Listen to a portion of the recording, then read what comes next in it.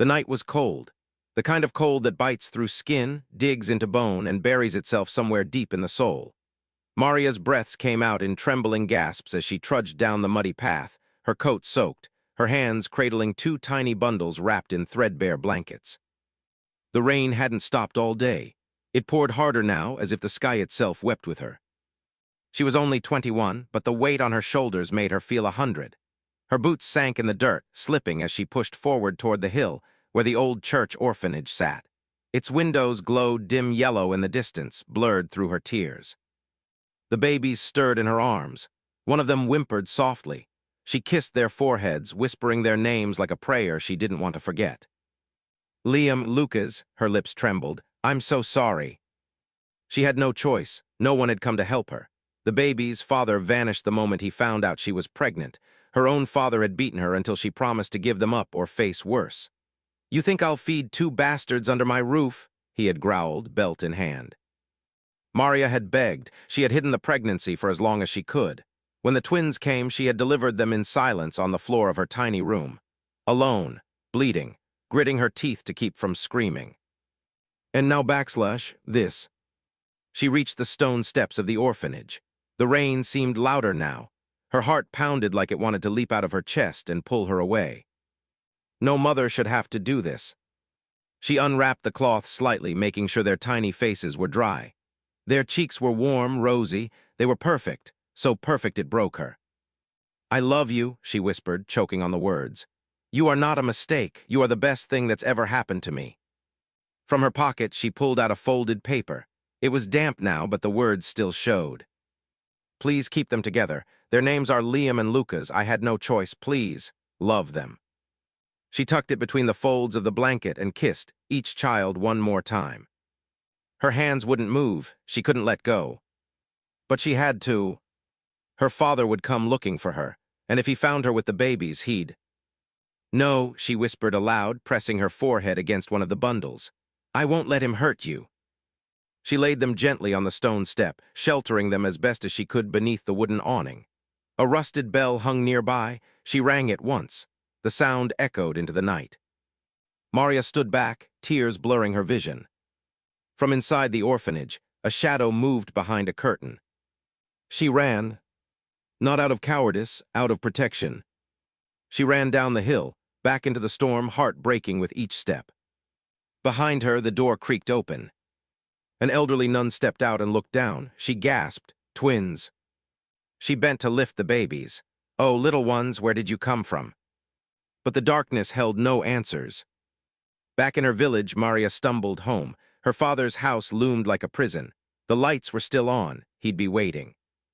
She wiped her tears and slipped through the back door, quiet as a ghost. But he heard her. His voice thundered, "Where have you been?"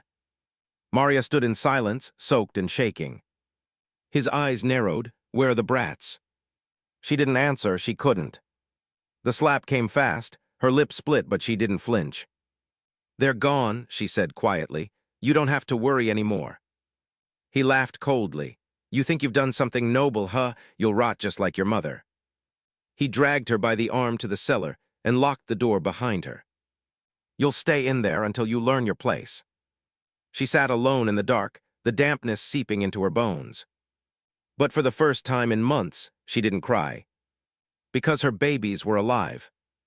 And one day, she told herself, they would know the truth. She pressed a hand to her chest and whispered again into the dark. "Liam, Lucas, forgive me." And the storm howled on. The orphanage was a world of routine. Wake at dawn, cold baths, porridge, chores, prayers, silence. Liam and Lucas grew up side by side in those creaky halls, two boys with matching hazel eyes and crooked grins. They were inseparable. Where one went, the other followed. When one cried, the other held him. The sisters at St. Agnes called them the Storm Twins, not because they were born during a storm, but because they were the storm. Loud, wild, curious, and often in trouble. But the truth was they were just hungry, for attention, for answers, for love. "Where's our mom?" Lucas once asked Sister Helen, his voice small. She knelt down and smoothed his hair. "She couldn't stay, sweetheart, but she loved you. She left a note." Liam leaned in. "What did it say?" Sister Helen sighed. She asked us to keep you together, and she told us to love you. That was the only clue they ever had. As they grew older, the questions grew louder. Why did she leave? Was she alive? Did she ever look for them? By age 10, Liam was already different, quieter, sharper. He liked books and numbers. He would sit for hours in the orphanage library reading about computers and business empires. He'd stare at pictures of corporate towers and say, "One day we'll have one of those." Lucas, on the other hand, was the dreamer. He drew pictures, wrote stories, performed silly plays for the younger kids. But when someone picked on Liam, Lucas was the first to throw punches. They were a perfect balance. They had no idea how broken they'd once been. It was a rainy Tuesday when the black car came.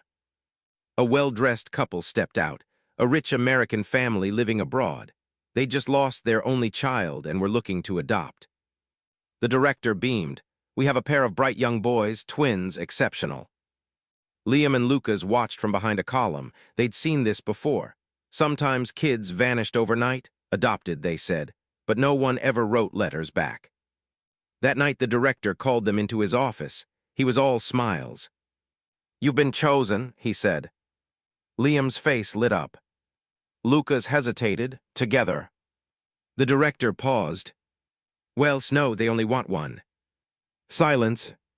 Liam looked at Lucas. "You go." "No, you go." The argument went on for hours. Neither wanted to be without the other. But in the end, the decision was made for them. Liam was taken. Lucas stayed. Liam's new world was a mansion in Boston, USA. Marble floors, private tutors, drivers, fountains, a mother who smiled but never hugged, a father who said, "Business is everything." At night, Liam would sneak into the library, look at maps, and whisper his brother's name. Lucas, meanwhile, stayed behind at the orphanage. At 13, he ran away. He survived on the streets, performing for coins, sleeping in train stations, stealing food. He never gave up searching. He kept a drawing in his pocket, two boys under a big tree. "Me and Liam," he'd tell strangers. He promised himself, "I'll make enough money to find him, and I'll find our mother too." 15 years passed, and fate, as always, had a flair for drama. At a startup competition in San Francisco, two finalists were announced. The first, Liam Whitmore, founder of a billion-dollar finance tech platform. The second, Lucas Carter, rising entertainment mogul known for building viral content empires. They walked onto stage from opposite ends and stopped cold. Matching eyes, matching smiles. Silence. "Liam," Lucas whispered. Liam stepped forward. "Lucas." And suddenly, they were boys again. The reunion wasn't quiet, it wasn't calm. It was a storm of 20 years of questions crashing all at once. After the event, the brothers sat in a silent hotel room, staring at each other like strangers and mirrors at the same time. You kept my name," Liam finally said. Lucas smiled faintly. "And you got adopted." Liam nodded. "They told me you didn't want to come." Lucas's face hardened. "They told me you left without saying goodbye." There was a long pause. And then they both laughed, bitter, confused, exhausted.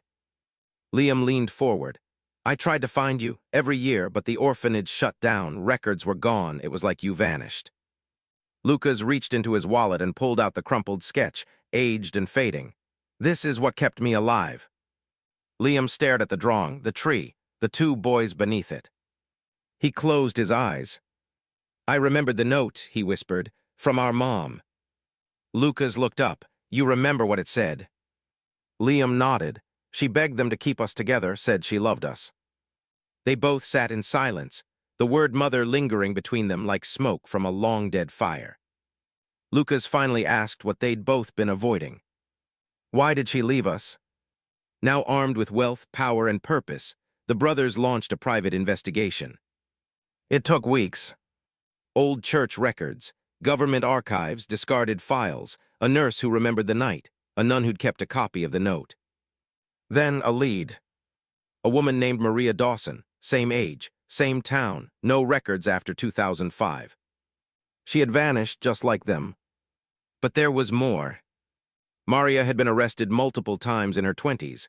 for trespassing, petty theft, and once assault. Each charge dismissed. Then came the final piece, an old address outside a mining town, a cabin in the woods. She was alive.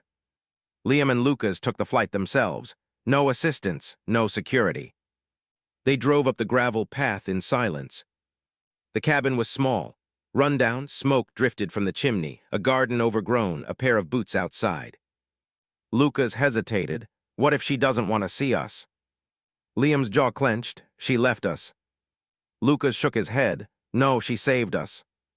They stepped up to the door and knocked. No answer. They knocked again. Footsteps inside, slow, hesitant.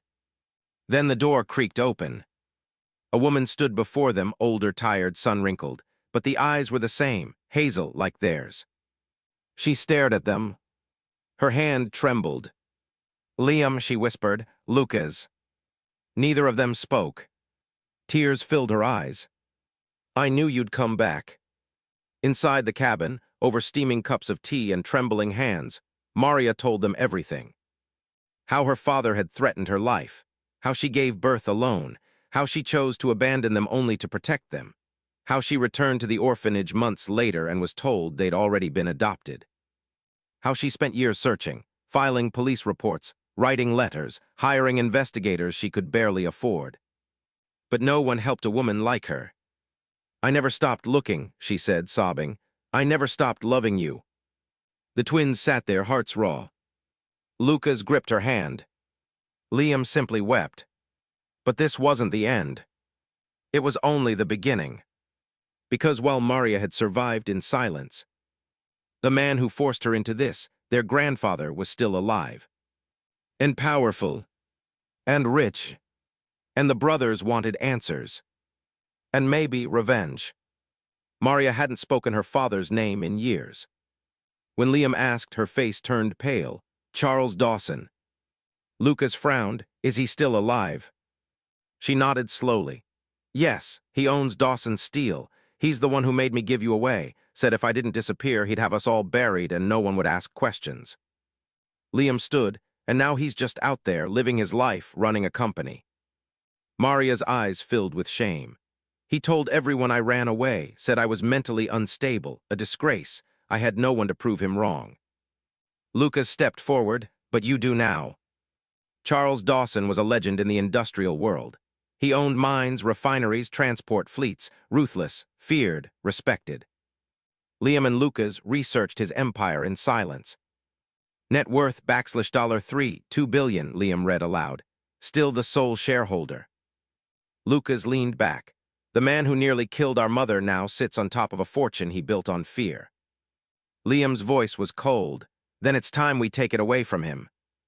Lucas raised an eyebrow. You thinking what I'm thinking? Liam nodded. We don't just confront him, we dismantle everything he built. The twins got to work. They didn't need help. Together, they were lethal. Liam used his fintech connections to buy shares in Dawson's subsidiary holdings through shell corporations. Lucas used his media empire to commission a docuseries on forgotten women of industry. Maria's story would be the pilot episode. They hired investigators, dug up tax fraud, union violations, bribery. Each stone they turned exposed something darker. But Liam wanted more than exposure. He wanted Charles Dawson in ruins.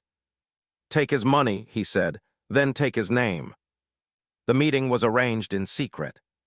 A private lounge at an exclusive Dubai hotel. Charles Dawson arrived in a navy suit flanked by 2 bodyguards, still sharp, still cold. He expected investors. What he got were 2 grown men, staring at him with the eyes of ghosts. Liam spoke first. Hello, Mr. Dawson. Charles squinted. Do I know you? Lucas smiled. You should, we're the sins you tried to bury. There was silence. Then realization hit. His face went pale. No. Liam leaned forward. Yes, we're Maria's sons, the twins you made her abandon. Charles recovered quickly. You want money? Fine, what's your price? Lucas laughed bitterly. You think this is about money? Liam's voice was ice. This is about justice. Charles sneered. Your mother was weak. I saved you boys from growing up in filth. Lucas stood. No, you ripped us from our mother and tossed us into a system where kids vanish, where some don't make it, but we did, and now. He dropped a document on the table. Charles picked it up. It was a legal notice. Shareholder takeover. Liam smiled. We own controlling interest in Dawson Steel. Within days, the news broke. Billionaire steel magnate loses empire to mysterious investors. New allegations surface against Charles Dawson. Whistleblowers link Dawson Steel to decades of violations. The docuseries aired. Maria's tearful interview went viral. Donations poured in for shelters and mothers in crisis. Charles Dawson became a pariah overnight. Board members resigned, investigations mounted, stock plummeted. In 1 month, everything he built was gone. And the sons he discarded, the ones he never wanted, were now the kings of the empire he once ruled. Charles Dawson's mansion sat like a wounded beast in the hills of Aspen, once the symbol of his dominance, now a prison of shame. Reporters stalked the gates, lawsuits flooded his inbox, banks froze accounts, his name had become toxic. Inside, Charles sat in his leather chair, staring at the glowing television screen. Maria's face, her voice breaking as she said, I had to leave them or die. Then Liam's voice. We were never orphans, we were buried alive. Charles threw the remote, glass shattered. He wasn't surprised when the twins walked in unannounced. He didn't rise from his chair. So he rasped, here to gloat. Lucas remained standing, sharp in his tailored charcoal suit. No, we're here because of her. Liam stepped forward. She wants to forgive you. Charles barked a bitter laugh. Forgiveness from the girl I called a whore. Lucas's face tightened. She was your daughter, you treated her like dirt. Charles looked up, something breaking in his expression for the first time. I was trying to protect the name, he whispered. My wife had just died, investors were circling like vultures, and then Maria got pregnant. No father, no plan, she would have ruined us. Liam stared coldly. So you ruined her instead. Lucas pulled out an envelope and dropped it on the table. Sign this. It's a full transfer of the last remaining assets, what's left of your shares, trust holdings, and title to the Aspen estate. You'll keep a modest pension. Charles eyed it warily, and if I do... Liam spoke quietly. Then you'll be buried in lawsuits until you die alone and penniless. Charles's hand trembled. Then he picked up the pen and signed. For the first time in decades, he looked smaller, human. A week later, Liam and Lucas stood on stage beside Maria. The lights were blinding. Microphones crowded the podium. Maria spoke first. I was 17 when I became a mother. I was threatened, shamed, erased, but I never stopped loving my sons. She turned to Liam and Lucas. Her voice broke. They didn't just come back for revenge. They came back for me. The room erupted in applause. Reporters shouted questions. One asked Lucas, what happens now? Lucas smiled. Now we rebuild, this time with a foundation of truth. The brothers renamed the company Phoenix Foundry Group, symbolizing rebirth from the ashes. They launched programs for foster care reform, shelters for single mothers, and scholarships under Maria's name. Maria herself became a national advocate, interviewed by Oprah, praised by survivors, and honored in Washington. The woman who had been forced into silence now stood as a symbol of resilience. One night, the three of them sat together around a simple wooden table at Maria's cabin. No cameras, no lawyers, no crowds. Just a mother and her sons. Maria served stew. Lucas grinned, still tastes like childhood. Liam raised a glass, to beginnings. Maria added softly, and to the pain that shaped us. They clinked glasses. And for the first time in years, they laughed without bitterness. The Phoenix Foundry headquarters stood gleaming in the heart of New York City, glass and steel reaching toward the clouds, like the future Liam and Lucas had built with their bare hands. Inside the 41st floor boardroom, a new generation of leaders met. No more secrets, no more cruelty. Maria walked in to applause. She wasn't just a figurehead, she was a board member, a visionary. Wearing a royal blue suit, she addressed the room with calm power. "This isn't just a company," she said. "This is a legacy, proof that we are not defined by who leaves us behind, but by how we rise." The old man moved quietly through a small cottage near the sea. No servants, no phone, just books, silence, and the echoes of what he'd done. He watched from afar, saw his daughter's face on television, heard the praise the world now gave her. Once he might have sneered, but now all he felt was loss. Sometimes he wrote letters. He never mailed them. Liam stayed in New York, expanding the company, running investment projects, mentoring young entrepreneurs. Lucas moved to Los Angeles, focusing on media, launching a foundation for foster children, and producing films that told untold stories like their own. They were no longer haunted boys. They were leaders. But every year on the same date, they returned to Maria's home in the countryside, to eat stew, to watch the stars, and to remember the road that nearly broke them. One crisp autumn afternoon, Maria opened the door to find a young woman in her 20s, nervous, holding an envelope. "Are you Maria Dawson?" Maria nodded. The girl extended the envelope. "My name is Elena. I think Charles Dawson was my grandfather." Maria's breath caught. Inside the envelope was a will, signed by Charles a month before his death. He'd left everything he had left, books, letters, even the cottage, to Elena, the granddaughter he never met. And a letter for Maria. "Maria, if you're reading this, I'm gone. I have no right to ask for forgiveness. I stole your life. I destroyed your family. And yet, you built something greater than I ever did. You were stronger than I could understand. You loved more fiercely than I deserved. I'm sorry. Please, if my granddaughter ever finds you, help her become more like you and less like me. Charles." Maria folded the letter, tears in her eyes. She looked at Elena, who stood awkwardly unsure. Then she smiled gently. "Would you like to stay for dinner?" Elena nodded. That night at the same wooden table, Elena sat beside Liam and Lucas, strangers, yet bound by blood and redemption. The table was full. The silence was peaceful. And outside, the stars burned with quiet witness. 10 years had passed since Maria's sons walked back into her life. 10 years since secrets unraveled and justice found its voice. The world knew her name now. But Maria still lived in the same cabin, though the roof was newer, the porch stronger, and the old swing had been rebuilt by Liam himself. Every morning she sipped her tea by the window, beneath a photograph that never changed.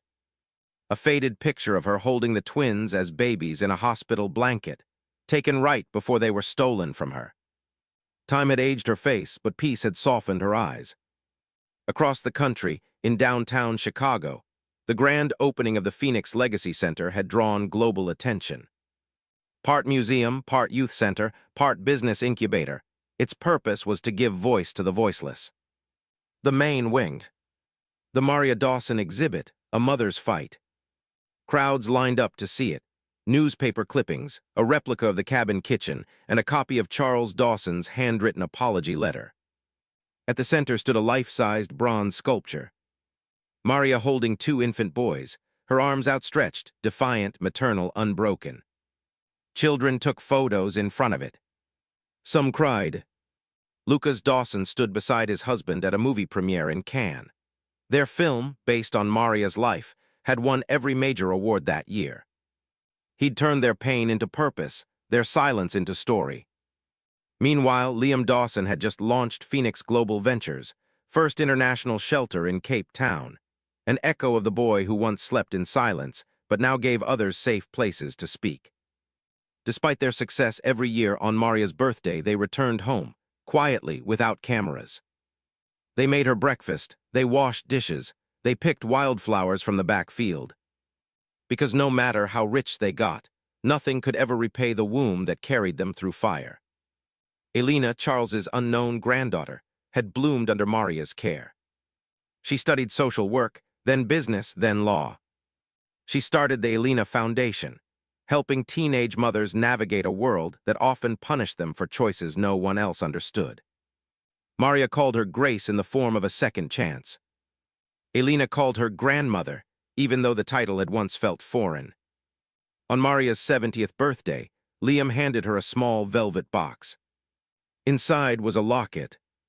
Inside the locket was the photo of the twins from the hospital, restored, no longer faded. On the back was an engraving. To the woman who gave us life twice. Maria's hands shook. She held it to her chest. She didn't speak for a long time. Then she whispered, "I thought I'd never hold them again, and now the world holds us together." By the time Maria passed, peacefully in her sleep, the world already knew her story. Her obituary was front-page news. The headlines read, "From forgotten mother to national icon, Maria Dawson's story changed a generation." At her funeral, they played a video she had recorded years earlier, just in case. She sat on her porch, the wind rustling trees behind her. She smiled at the camera. "If you're watching this, I'm gone, but don't cry. Because I got everything I ever wanted, a second chance, a family, and the truth told out loud. I was once forced to leave my children behind, but they never left me, not really. Love always finds its way back." Then she winked and laughed.